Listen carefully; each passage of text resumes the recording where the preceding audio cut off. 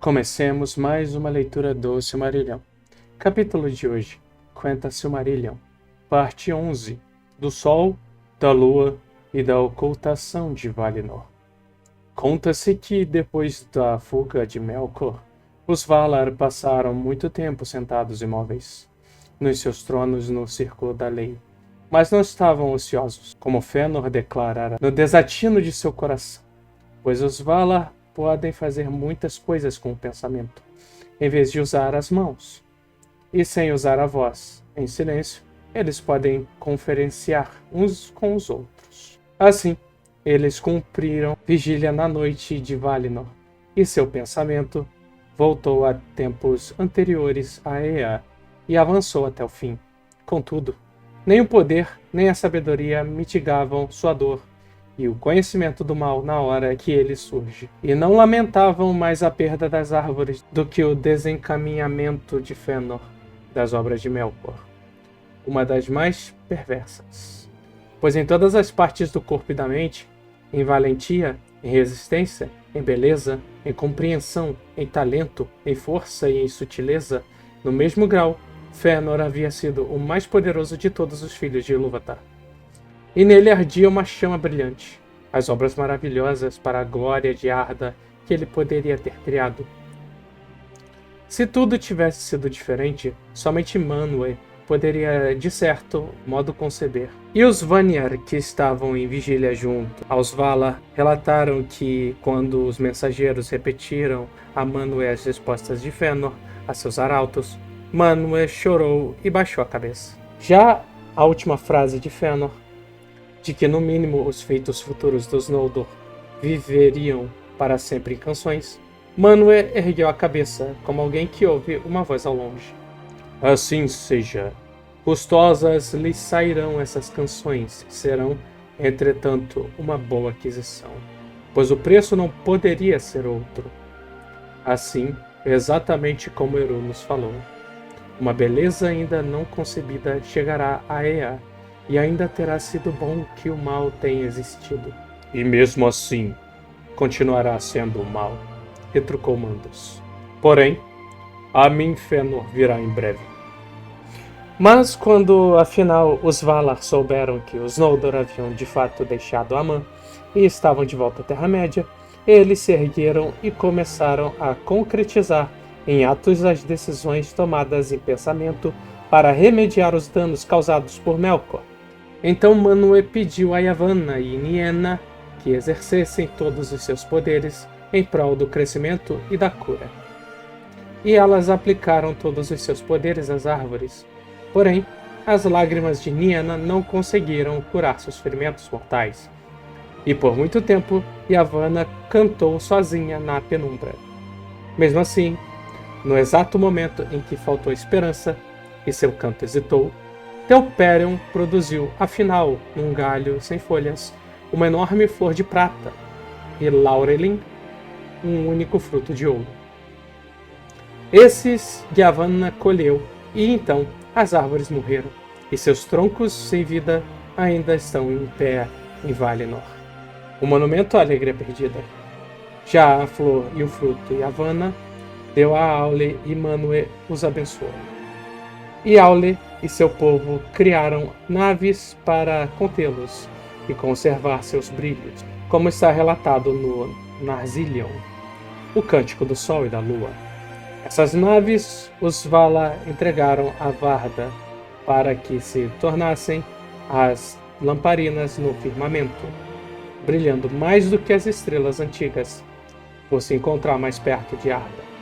E ela lhes deu o poder de transitar pelas regiões inferiores de Ilman e as pôs a percorrer trajetos definidos acima do cinturão da terra, do oeste para o leste e a voltar. Tudo isso os Valar fizeram, relembrando em sua penumbra a escuridão das terras de Arda, e resolveram então iluminar a Terra-média para, com a luz, dificultar os feitos de Melkor, pois lembravam-se dos Avari, que haviam permanecido junto às águas de seu despertar. E também não haviam abandonado totalmente os Noldor no exílio. Além disso, Manwë sabia que a hora da chegada dos homens se aproximava. E o que se diz é que, da mesma forma que os Valar fizeram guerra a Melkor para proteger os Quendi, agora eles eram tolerantes para proteger os Hildor, os sucessores, os filhos mais novos de Ilúvatar, pois tão graves haviam sido os danos causados à Terra-média na guerra contra o Túmno, que os Valar temiam que algo ainda pior pudesse acontecer, já que os Hildor seriam mortais e mais fracos do que os Quendi para suportar o medo e o tumulto. Ademais, não foi revelado a Manwë em que local se daria o início dos homens, a norte, sul ou leste. Por isso, os Valar produziram luz, mas fortificaram a terra onde habitavam. Izil, o esplendor, foi como os Vanyar de outrora chamaram a lua em Valinor, flor de Telperion, e Anar, o ouro de fogo, fruto de Laurelin, foi como chamaram o sol. Já os Noldor também os chamaram de Hanar, a inconstante, e Vasa, o coração de fogo, que desperta e incendeia. Pois o sol foi criado como um sinal para o despertar do homem e para o declínio dos elfos, ao passo que a lua homenageia sua memória. A donzela que os Valar escolheram entre os Maiar para conduzir a nave do sol chamava-se Arien, e aquele que guiava a Ilha da Lua foi Tilion. No tempo das árvores, Arien cuidava das flores douradas nos jardins de Vana e as regava com os orvalhos cintilantes de Laurelin. Já Tilion era um caçador do grupo de Orome e possuía um arco de prata. Ele adorava a prata e, quando queria descansar, deixava os bosques de Orome e, entrando em Lórien, deitava-se sonhador junto aos poços de Este, sob os raios cintilantes de Telperion. Tilion implorou que lhe dessem a missão de cuidar para sempre da última flor de prata. Arien, a donzela, era mais poderosa do que ele, e foi escolhida por não ter sentido medo do calor de Laurelin e por não ter sido ferida por ele, já que desde o início ela era um espírito de fogo que Melkor não havia conseguido enganar, nem atrair para seu serviço. Os olhos de Arien eram brilhantes demais até mesmo para os elfos contemplarem. E, ao deixar Valinor, ela abandonou a forma e os trajes que, como os Valar, usava lá, e se tornou como que uma labareda nua, terrível na plenitude de seu esplendor. Izil foi criada e preparada em primeiro lugar, e subiu primeiro para o reino das estrelas, sendo a mais velha dos novos luzeiros, como Telperion fora a mais velha das árvores. Por algum tempo, então, o mundo teve luar, e começou a se mover e a despertar grande quantidade de seres que muito haviam aguardado no sono de Yavanna, servos de Morgoth. Muitos se admiraram, mas os elfos da Terra de Fora olhavam para o céu felizes. E no exato instante em que a lua surgiu, acima da escuridão no oeste, Fingolfin soou suas trombetas de prata e começou sua marcha para entrar na Terra-média, e as sombras de sua hoste iam longas e negras à sua frente. Tilion já atravessara os céus 7 vezes e, portanto, estava no extremo leste quando a nave de Arien ficou pronta. E então Anar surgiu gloriosa. E a primeira aurora do sol foi como um enorme incêndio sobre as torres das Pelóri. As nuvens da Terra-média foram aquecidas e ouviu-se o som de muitas cachoeiras. Então Morgoth de fato se intimidou. Enfornou-se nas maiores profundezas de Angmand e recolheu seus servos, emitindo vapores fortíssimos e uma nuvem negra para ocultar seus domínios à luz da estrela do dia. Ora, Varda pretendia que as duas naves viajassem em Ilmen e que sempre estivessem nas alturas, mas não juntas. Cada uma deveria passar por Valinor, entrar no leste e voltar, sendo que uma sairia do oeste no momento em que a outra começasse a voltar do leste. Assim, os primeiros dos novos dias foram contados à maneira das árvores, pela mescla das luzes, quando Arien e Tilion passavam cada um em seu trajeto. Acima do meio da terra, entretanto, Tilion era inconstante e incerto em sua velocidade, e não se fixava no caminho que lhe era designado. Além disso, procurava se aproximar de Arryn, sendo atraído pelo seu esplendor, embora a chama de Anar queimasse, e a Ilha da Lua ficasse chamuscada. Em virtude da rebeldia de Tilion, e ainda mais em resposta às súplicas de Lórien e Este, que diziam que o sono e o descanso haviam sido banidos da terra e as estrelas estavam ocultas, Varda mudou de opinião e concedeu um período no qual o mundo ainda tivesse sombra e penumbra. Anar descansaria algum tempo em Valinor, deitado no colo fresco e acolhedor do mar de fora. E o entardecer, a hora da descida e o descanso do sol, era a hora de maior luz e alegria em Aman. Logo, porém, o sol era arrastado para baixo pelos servos Yulmo e seguia apressado por baixo da terra, chegando assim, invisível, ao leste para ali voltar a subir no firmamento, a fim de que a noite não se prolongasse e o mal não se espalhasse à luz da lua. Pelo poder de Anar, porém, as águas do mar de fora eram aquecidas e refulgiam com um fogo colorido. E Valinor teve luz por algum tempo depois da passagem de Arryn. Contudo, à medida que Arryn seguia por baixo da terra e se aproximava do leste, o fulgor desbotava, e Valinor ficava às escuras. Nessa hora, os Valar mais lamentavam a morte de Laurelin. Ao amanhecer, as sombras das montanhas da defesa caíam pesadas sobre o reino abençoado. Varda ordenou que a lua se movimentasse da mesma forma e que, passando por baixo da terra, nascesse no leste, mas somente depois que o sol tivesse descido do céu.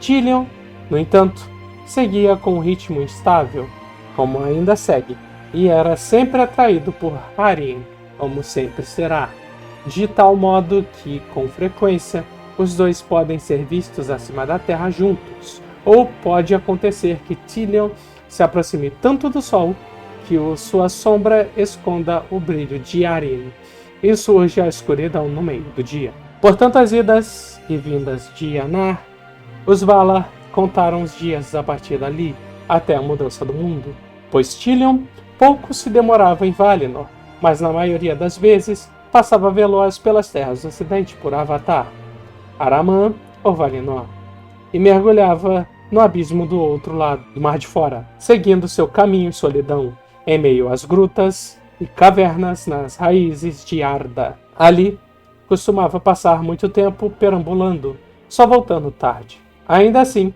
após a longa noite, a luz de Valinor era mais forte e mais clara do que a da Terra-média, pois o sol lá descansava, e as luzes do firmamento se aproximavam mais da Terra naquela região.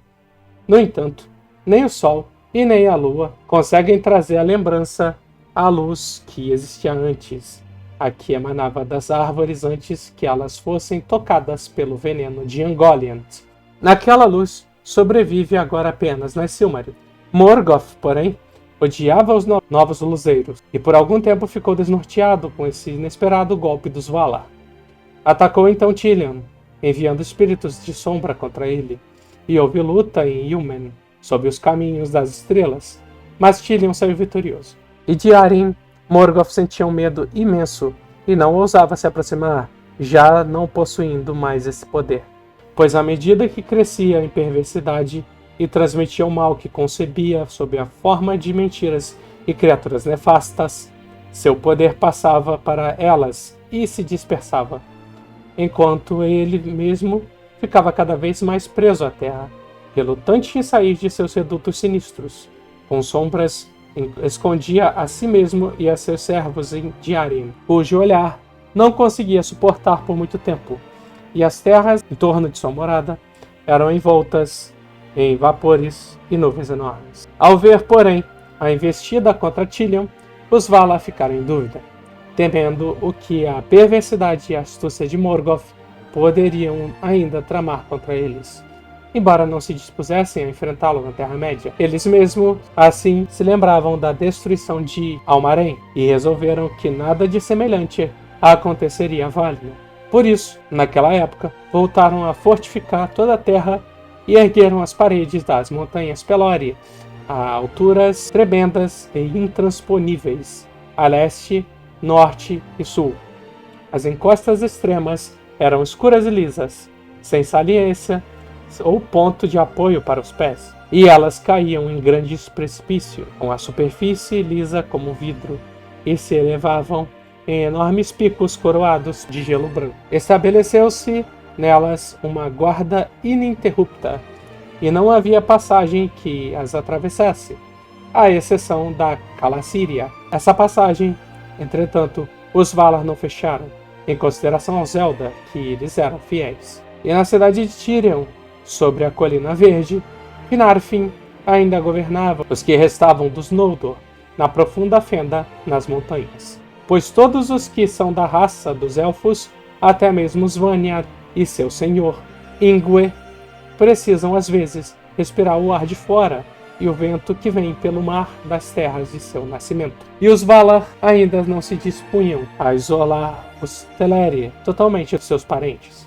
Mesmo assim, na Calacíria foram instaladas fortes torres e muitas sentinelas, e em sua extremidade, nos planaltos de Valmar, acampava um exército para que nem ave, animal, elfo, homem, nem nenhuma criatura que habitasse a Terra-média passasse por aquela tropa.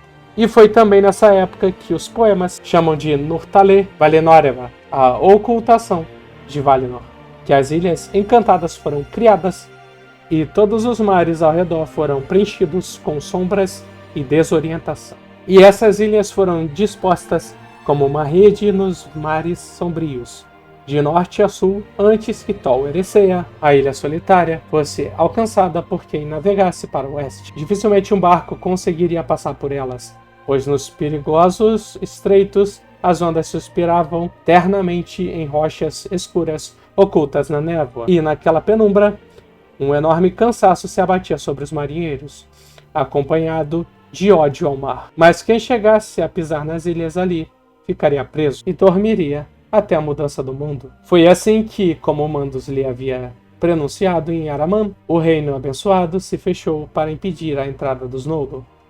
E, dos muitos mensageiros que em tempos posteriores navegaram para o oeste, nenhum jamais chegou a Valinor, à exceção de um apenas, o mais poderoso marinheiro que teve sua história contada. Capítulo 12. Dos homens. Permaneceram então em paz os Valar atrás de suas montanhas, e, tendo concedido à luz à Terra-média, a deixaram por muito tempo abandonada. A autoridade de Morgoth não era contestada, a não ser pela bravura dos Noldor. O Ulmo, que recebia notícias da Terra por meio de todas as águas, não deixava de pensar nos exilados. A partir dessa época foram contados os anos do Sol. Mais rápidos e breves são eles do que os longos anos das árvores em Valinor. Foi nesse período que o ar da Terra-média se tornou pesado com o hálito do crescimento e da mortalidade. E a transformação e o envelhecimento de todas as coisas foram muito acelerados. A vida pululava no solo e nas águas na segunda primavera de Arda, e os Eldar aumentaram em número, e sob o novo sol, Beleriand se tornara verde e bela. Ao primeiro raiar do sol, os filhos mais novos de Ilúvatar despertaram na terra de Hildorym, nas regiões orientais da Terra-média. Mas o primeiro sol raiou no oeste, e os olhos dos homens que se abriam se voltaram para ele, e seus pés, quando perambulavam pela terra, acabavam indo naquela direção. Atani foi como os Eldar o chamaram, o segundo povo, mas também os chamavam de Hildor, os sucessores, entre muitos outros nomes. Apanonar, os posteriores. Engwar, os enfermiços. E Ifirimar, os mortais. Ainda os chamavam de usurpadores. Desconhecidos, inescrutáveis, malditos, desajeitados. Temerosos da noite. Filhos do sol. Dos homens, pouco se conta naquelas histórias que dizem respeito aos dias antigos, antes do surgimento dos mortais e ao desaparecimento dos elfos, à exceção daqueles antepassados dos homens, os Atanatari, que nos primeiros anos do Sol e da Lua entraram na região norte do mundo. A Hildorin não veio nenhum Vala para guiar os homens ou convocá-los a ir morar em Valinor. E os homens sempre temeram os Valar, em vez de amá-los, e não compreendiam os objetivos dos poderes, estando em desacordo com eles e em luta com o mundo. Ulmo, porém, pensava muito neles, propiciando a resolução e a vontade de Manwë, e suas mensagens muitas vezes lhes chegavam por águas correntes e inundações. Contudo, os homens não têm habilidade para essas questões, e tinham ainda menos naquele tempo, antes de se misturarem aos elfos. Por isso, adoravam as águas, e seus corações se comoviam, mas não compreendiam suas mensagens. Mesmo assim, disse que, antes que se passasse muito tempo, eles encontraram elfos escuros em muitos lugares, e com eles fizeram amizade. E os homens tornaram-se companheiros e discípulos, em sua infância, desse povo antigo, nômade da raça élfica, que nunca partiram para Valinor, e conheciam os Valar somente como um rumor e um nome distante. Não fazia muito que Morgoth voltara para a Terra-média, e seu poder não se espalhara muito, além de ser mantido sob controle pela súbita chegada da Grande Luz. Havia pouco perigo nas terras, nas colinas, e lá novos seres criados, eras antes no pensamento de Yavanna, e plantados como sementes nas trevas, afinal brotavam e floriram. A oeste, norte e sul, os filhos dos homens se dispersavam e vagueavam, e sua alegria era a alegria da manhã, antes de o orvalho secar, quando cada folha estava verde. No entanto, a alvorada é breve, e o dia muitas vezes não corresponde à sua promessa. Aproximava-se então a hora das grandes guerras das forças do norte, quando os Noldor, os Sindar e os homens lutaram contra os exércitos de Morgoth, Bauglir, e sucumbiram derrotados. Para essa finalidade, sempre se voltaram às mentiras astutas que Morgoth semeara no passado, e que voltava a semear entre seus inimigos, aliadas à maldição decorrente do fratricídio em Alqualondë e do juramento de Fëanor. Somente uma parcela se conta aqui dos feitos daquela época, e a maior parte fala dos Noldor, das Silmarils e dos mortais cujos destinos se enredaram com os deles.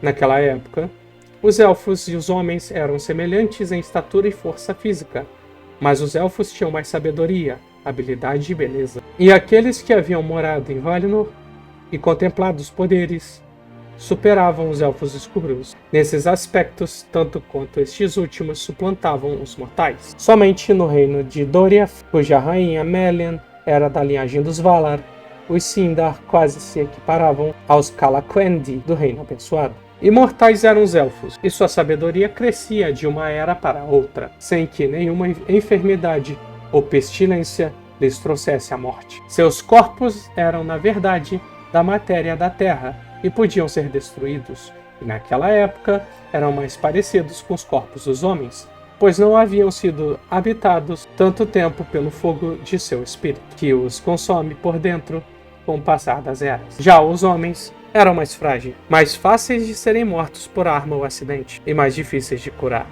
Eram sujeitos a doenças e muitas enfermidades, e envelheciam e morriam.